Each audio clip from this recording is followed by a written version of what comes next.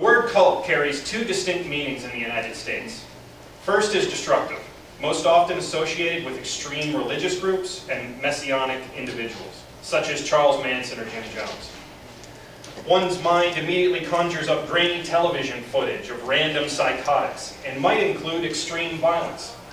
Given that many cult movements have ended in total destruction, perhaps television, movie, or documentary images pop into view. I would bet, for example, that for some of us, maybe a little bit older, that Powers Booth playing Jim Jones in the 1980 miniseries Guyana Tragedy is more recognizable than an actual photo of Jones himself. Thankfully, however, the second definition of cults is less scary, and that's what I focus on in this collection. Here the word means that a topic or individual possesses a kind of compulsive, rampant, or enduring popularity, usually overtly outside the mainstream. We see this when a figure or object is said to have a cult of personality or cult following, and we hear that all the time. If you're a Gen Xer like me, a mere mention of the word cult probably cues up the 1989 Living Colour hit song Cult of Personality, which won a Grammy, and, arguably more important, 2 MTV Music Awards.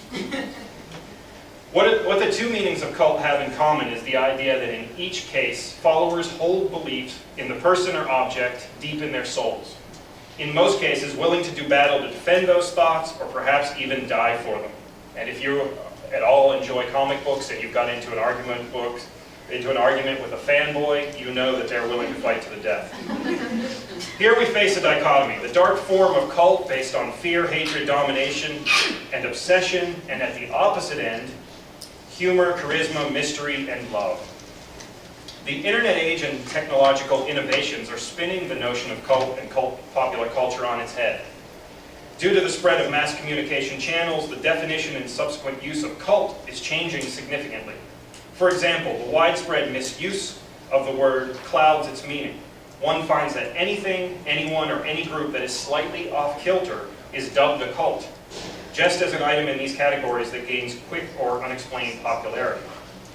Some products and corporate leaders are given the cult of label. Apple and its late charismatic chief executive Steve Jobs serves as a case study here. Although there are untold millions of Apple users, which might immediately lead one to dismiss it as a cult phenomenon, there are also intensely devoted Apple consumers.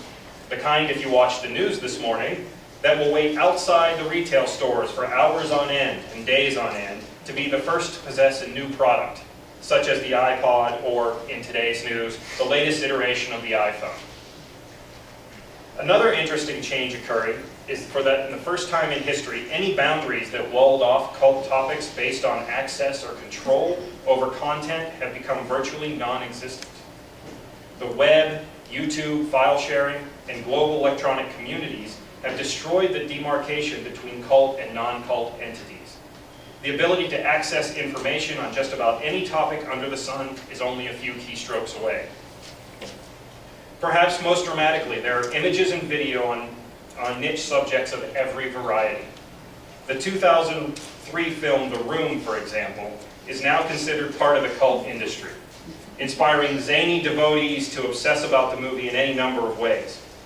However, the notion of The Room as a cult topic must include that typing The Room movie in quotation marks into Google produces roughly 381 million hits.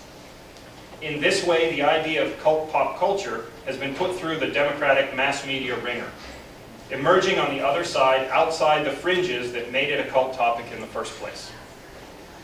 With Google and YouTube in particular, the amount of material one can now find on any cult topic both exemplifies and defies the label itself. On one hand, many, possibly millions of search results reveal how deeply loved or obsessed over a cult topic might be. Its fans create new meaning by erecting virtual altars to it on the web. Yet on the other hand, the watering down factor must by definition pull it toward the mainstream. For example, if one's cult fetish happens to be the original Speed Racer cartoons that originally aired in the United States in 1967 and 1968, then in reruns over various later periods, it would have been difficult, if not impossible, and costly, to find videotapes of the series or even much information about the show. Fast forward to 2011, and a simple Google search returns more than 2.1 million hits. These include websites devoted to the series, places to buy all the episodes on DVD, and all the minute details that would set the cultist's heart aflutter.